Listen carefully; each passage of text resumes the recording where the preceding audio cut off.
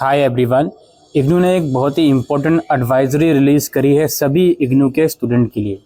Advisory के अंदर इग्नू ये बोलता है कि इग्नू का जो SED है, स्टूडेंट इवेल्युएशन डिवीज़न, वो इग्नू की अलग अलग एक्टिविटीज़ करवाने के लिए रिस्पॉन्सिबल है, जैसे एग्ज़ाम्स को टाइमली कंडक्ट करवाना, इसके अलावा प्रैक्टिकल प्रोजेक्ट असाइनमेंट सबमिशन की देखरेख करना, और इसके अलावा भी बाकी अदर एक्टिविटीज़ जैसे grade card, provisional certificate, transcript वगैरह, ये सब चीज़ें इशू करना। इसके लिए इग्नू का SED ही जिम्मेदारी लेता है।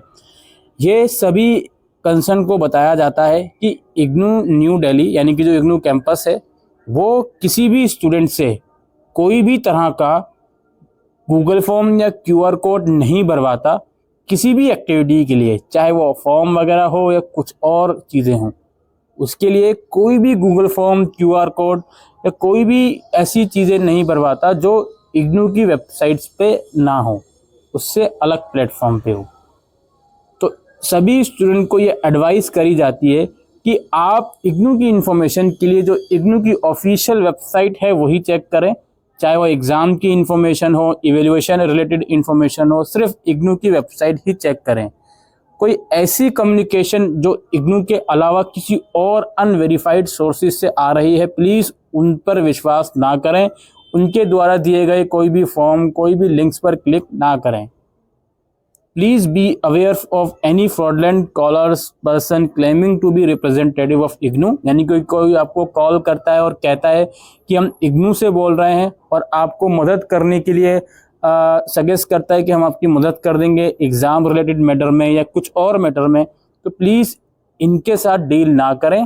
और अगर ये पैसे मांग रहे हैं तब तो बिल्कुल भी इनके साथ डील ना करें। और ऐसे लोगों की प्लीज़ इग्नू में जाकर कंप्लेन करें, ठीक है। Should report any fraudulent as suspicious person callers to the concern regional centre and headquarter of IGNOU immediately.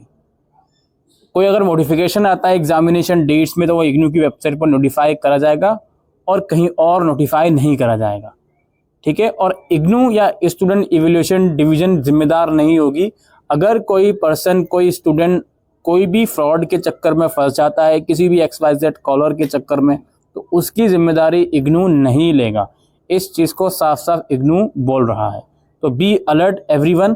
तो ये बात तो मैं कहना चाहूँगा कि इग्नू का जब बच्चा एडमिशन फॉर्म भरता है तो अपनी डिटेल इग्नू की वेबसाइट पर देता है वो, तो XYZ चीज़ें व्हाट्सएप पर बच्चों को मैसेज आते हैं कि असाइनमेंट ले लो, या इवन ईमेल भी आ जाते हैं, इवन कॉल तक आ जाते हैं, तो वो नंबर उन लोगों तक कैसे पहुँचता है भाई, इसका जवाब इग्नू आज तक नहीं देता भाई।